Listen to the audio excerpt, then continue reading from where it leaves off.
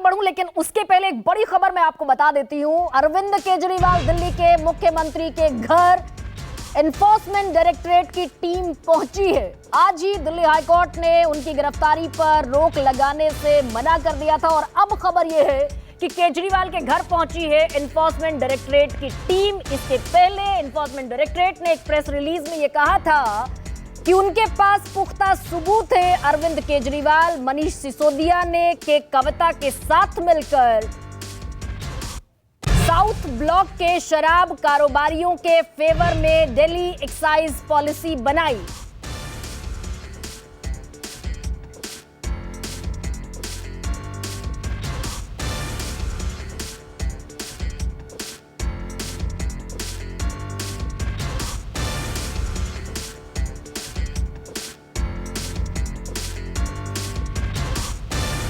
तो बड़ी खबर इस समय की, केजरीवाल के घर पहुंची है एनफोर्समेंट डायरेक्टरेट की टीम। हालांकि इसके पहले यह भी मैं आपको बता दूं कि एनफोर्समेंट डायरेक्टरेट ने कई समन भेजे, 10 समन भेजे गए अरविंद केजरीवाल को, और उसी मामले में दिल्ली की राउज एवेन्यू कोर्ट ने उनको 15,000 के निजी मुचलके पर जमानत भी दी।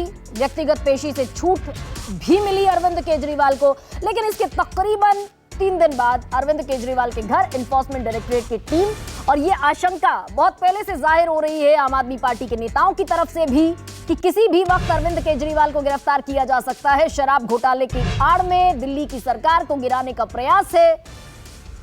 तो ये तमाम चीजें अब जिस तरफ मुड़ती हुई नजर आ रही हैं, 2 दिन पहले ही 17 तारीख को एक प्रेस रिलीज जारी करती है देश की जांच एजेंसी एनफोर्समेंट डायरेक्टरेट, और यह कहती है कि पुख्ता सबूत है अरविंद केजरीवाल के खिलाफ, मनीष सिसोदिया के खिलाफ। और ठीक इसी दिन सीबीआई भी राउज एवेन्यू कोर्ट में यह कहती है, सेंट्रल ब्यूरो ऑफ इन्वेस्टिगेशन की तरफ से भी यह कहा जाता है कि कोई भी हाई प्रोफाइल नेता इस केस में शराब घोटाले में गिरफ्तार हो सकता है।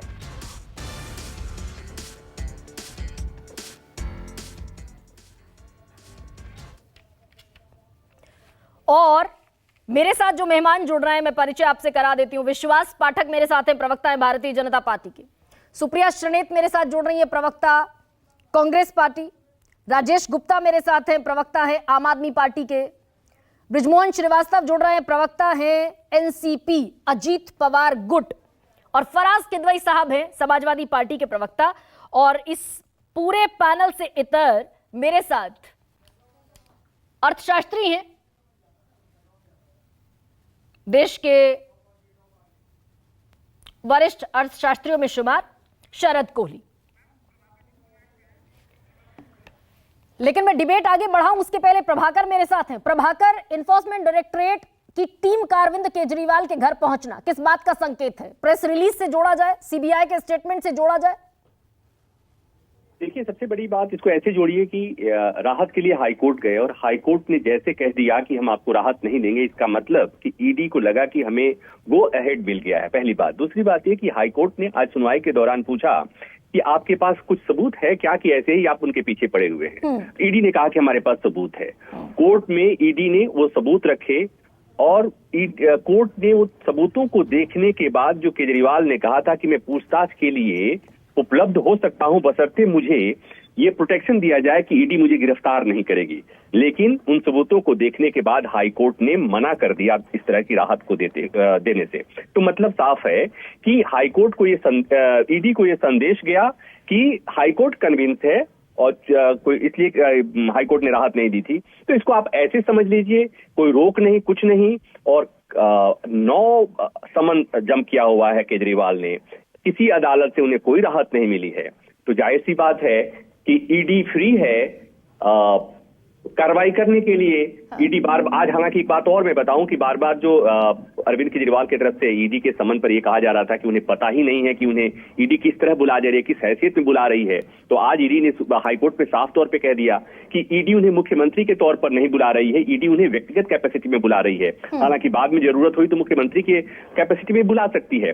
तो कुल मिलाकर ये कि हाईकोर्ट ने जब हाईकोर्ट से जब अरविंद केजरीवाल को राहत नहीं मिली और हाईकोर्ट ने उन दस्तावेजों को देखने के, उस सबूतों को देखने के बाद राहत देने से मना कर दिया जो ईडी ने हाईकोर्ट के जज के सामने रखा, तो हाईकोर्ट ईडी को लगा होगा कि अब कोई बात नहीं, हम कार्रवाई कर सकते हैं। तो प्रभाकर, जिस तरीके से सीबीआई ने राउज एवेन्यू कोर्ट में अपना पक्ष रखा और ईडी ने प्रेस रिलीज में कहा दे हैव प्रॉपर एविडेंसेस, तो उसके तहत अब ये अगला कदम ईडी का क्या वैसे हो सकता है कि संजय सिंह के घर छापेमारी हुई, अरेस्टिंग हो गई, ठीक वैसा क्या नजर आ रहा है इस समय? देखिए, संजय सिंह में और अरविंद केजरीवाल में थोड़ा सा अंतर जरूर हो सकता है, लेकिन चूंकि अब इतना माहौल समय समय पर बन चुका है और इतनी बार ईडी ने समन जारी कर दिया है और अरविंद केजरीवाल ने जो कानूनी विकल्प तलाशने की कोशिश थी, ट्रायल कोर्ट के फैसले को सेशन कोर्ट में चैलेंज किया, सेशन कोर्ट से राहत नहीं मिली, हाई कोर्ट गए और हाई कोर्ट ने भी राहत नहीं दी। तो मतलब ये कि ईडी फ्री है और ईडी ये साबित प्रत्येक फोरम पर ये करने की कोशिश कर रही है और कर चुकी है कि उसके पास इतना सबूत है कि वो अरविंद केजरीवाल के खिलाफ इस पूरी इन्वेस्टिगेशन को इस तरीके से आगे बढ़ाया जा सकता है। प्रभाकर रहिए मेरे साथ, वरुण सिन्हा भी है मेरे साथ, आम आदमी पार्टी को लंबे समय से कवर कर रहे हैं। वरुण, अब ऐसे में कितनी बड़ी मुश्किल अरविंद केजरीवाल के लिए क्या समझ में आ रहा है? देखिए, परिस्थितियों को भांपते हुए शायद अरविंद केजरीवाल बहुत अच्छी तरीके से जानते थे कि ऐसे हालात बनेंगे, एक ना एक दिन तो ईडी उनके घर पे दस्तक देगी और शायद अब तक लगातार एक के बाद एक संबंध को दरकिनार करते हुए पार्टी की तरफ से समझाने का प्रयास करना कि ये सब कुछ राजनीतिक मंशा के तहत हो रहा है और फिर कोर्ट से आज जिस प्रकार से राहत नहीं मिली, ऐसे में ईडी को पहुंचना था। लेकिन अब ये जरूर देखना होगा कि ईडी जो लगातार शराब नीति घोटाले में अरविंद केजरीवाल को ये क्वेश्चनिंग करना चाहती है कि जितने लोगों ने कबूलनामा किया है, जो लोग सरकारी गवाह अब तक बने हैं, उन लोगों के सामने बैठाकर या उन लोगों के आधार पर आगे चीजों को रखा जाए। तो पहली बात ये रहेगी